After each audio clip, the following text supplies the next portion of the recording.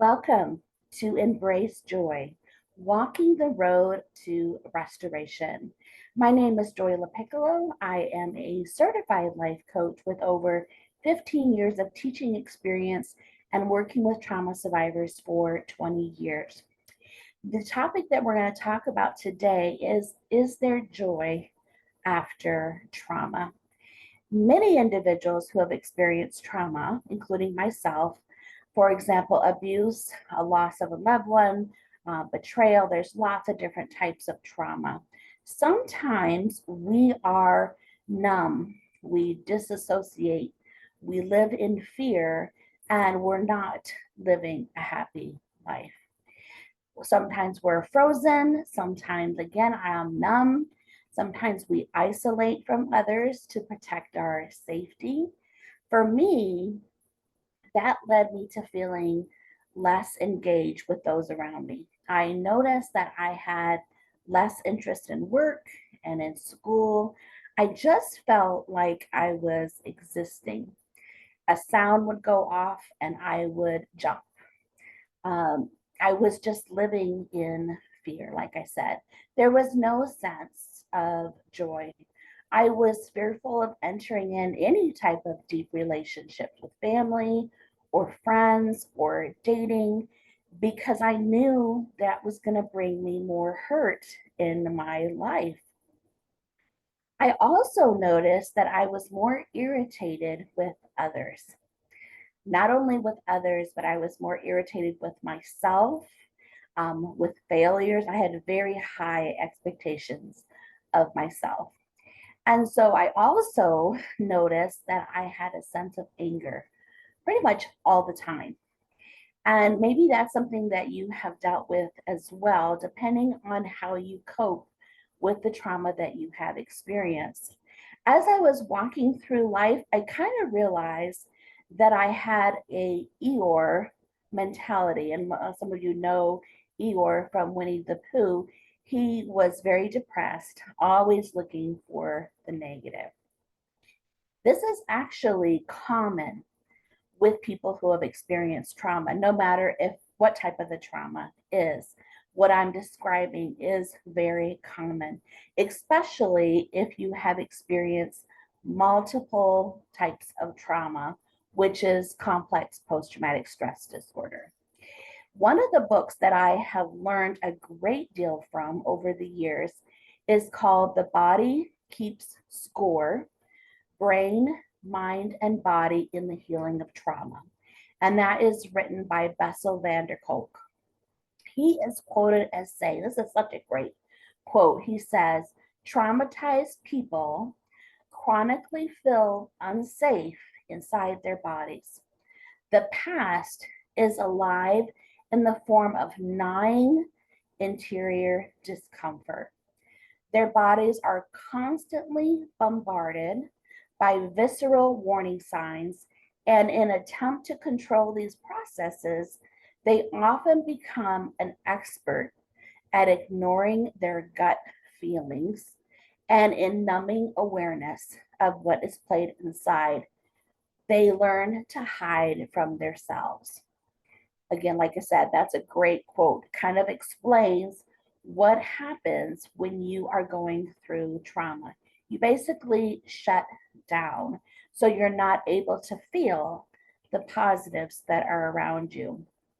The good news is there are studies that show that it is possible to rewire the brain so that you're not focused on the negative. You're able to start healing and start experiencing the positives and the joy in life.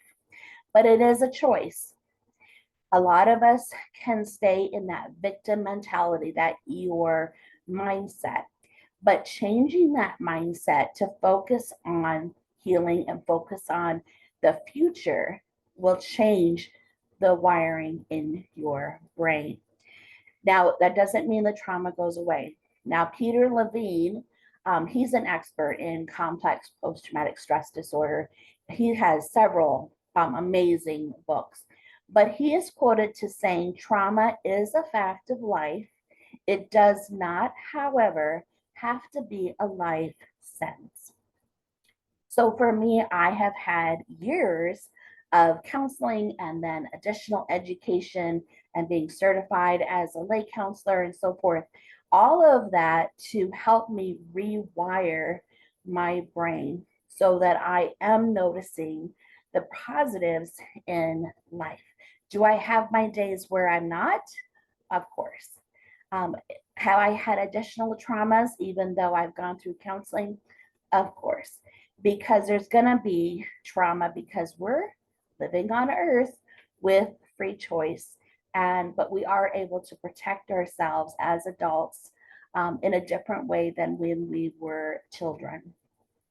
So I was considering exactly how you can choose to find joy. And some of these things are helpful for me, what I have done over the years. And the first one is to embrace your emotions rather than being numb, rather than living in denial, because it hurts.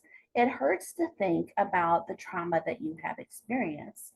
But rather than bearing them, taking the time to feel the anger, the guilt, the loss, whatever the feelings are, and no feelings are wrong. And embracing those feelings and just go ahead and spend time. If that means writing out all of your thoughts rather than them staying in your head, if that means doing meditation or prayer, just feel it, accept it, accept those feelings. The other one is, again, rather than focusing on the past all the time, is noticing the present. That allows you to lessen the spiral of negative thoughts, which made me think of the verse Matthew 6:34. It says, "Therefore, do not worry about tomorrow, for tomorrow will worry about itself. Each day has enough trouble of its own." We know that there is going to be heartache. It is going to hurt. When you're dealing with people and you're having relationships with people and the free choice is involved, there's going to be discomfort. But that doesn't mean walking in fear. It means walking prepared to keep yourself safe, prepared to feel those feelings. The third thing I jotted down is rewrite your story. Your story does not have to be with an ending that is not positive. God has a story written for you. This particular time of your life is just one chapter. It is not your entire story. I like the fact that Lisa Turkis, who is a well-known author, in her book, it's called It's Not Supposed to Be This Way, she talked about making sure that Satan doesn't get the pen to write your story. Make sure the pen stays in God's hands where he is writing your story. So think about the fact that you are not helpless. Yes, you went through a very hard time, but you are actually a warrior, not a survivor, but a warrior, finding a path to restoration. And that is possible to find that path to restoration. So that is your story, not a victim mentality, but a warrior. Number 4 is to stick to a routine rather than sitting around isolating, being depressed, which I understand there are going to be days that we deal with depression. If we focus on our future, we can start focusing on goals, things like what you want to do to help your life going forward. How do you want to improve your health? How do you want to change your relationships where you can have a deeper relationship? Learn to set boundaries so you are protecting your safety. And what do you want as far as your career? Are you happy with where you're at right now? And so focusing on your future, coming up with ideas to create a better life, pushes yourself forward to achieve progress, again, rather than living in existence, just existing with that trauma in your mind all the time. Another idea that I came across, and this has helped me with a therapy session and so forth that I've learned, is be creative. Find a hobby, something that you like to do for fun. For years, I enjoyed hiking. Now, I'm not talking, climbing up a mountain or something like that, but finding amazing walking trails and spending time outdoors. I also spend time with music and I create cards. I come up with things that I can do for fun. What ends up happening again is that rewires your brain. So you're focused then on the side that is music or, again, art, whatever type of creativity, rather than on the side that is processing emotions, processing events in your life. So that kind of, again, switches and rewires the brain. Number 6 is practice self-care. We talk about that all the time. If you're not taking care of yourself, not respecting yourself, showing yourself compassion, that means that you are treating yourself as a victim. And you actually deserve to be taken care of. As I've said more than one time, you are valuable. And because you're valuable, you are worth taking care of. So, what are some ways that you can do some self care?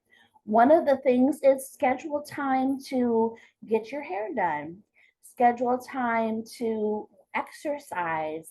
How about just doing your nails on occasion? All of those things make you think, which is good, makes you think that you are a person of value. So that's so, so important. So I talked about the fact that we need to feel our feelings. We need to focus on the present more than the past. We rewrite our story and remember that what we've experienced is just a dark chapter. It's not the rest of our story. We stick to a routine and create goals and action steps to create a better life. We come up with creative ideas that we could do creativity wise, practice self care. All of those things are a process. Be patient with yourself. This hurt that you have experienced, multiple hurts that you have experienced, it's not going to go away. It's part of your life forever, but it depends on our choice as to how we let it affect our life. So be patient with yourself. Continue to focus on those goals, though, and moving forward to create the life that you deserve. I also encourage you to seek support. We cannot live in life alone. We need to be in a relationship where we can receive that support, especially from someone who understands. So that helps with getting out of that denial mode. And when you're seeking support, that makes sure the trauma is not still alive. It lessens the triggers that you can have with trauma. As a trauma coach, one of the things that I love to do is to help people process those feelings, come up with boundaries, create a sense of safety, and figure out what that trauma actually was, how it affected you, and then work with you to create joy in your life, create dreams, create safety as an adult.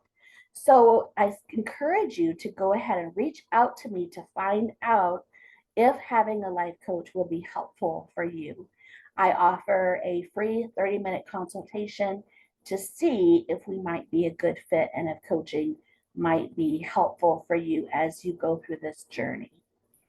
I just want to remind you that you were born with joy. If you've ever heard a baby laugh, you know we were born for joy, born to laugh and have happiness. And then when trauma happens, we often forget that that joy actually exists in us. No matter the adversity, you deserve to be happy. I came across another quote, which is by Mark Twain, and he says, the healthiest response to life is joy. And we want to have a healthy life. Romans 12:12 says, be joyful in hope, patient in affliction, and faithful in prayer. From me to you, I encourage you to embrace the joy that is around you and start healing from the trauma so you can walk the road to restoration.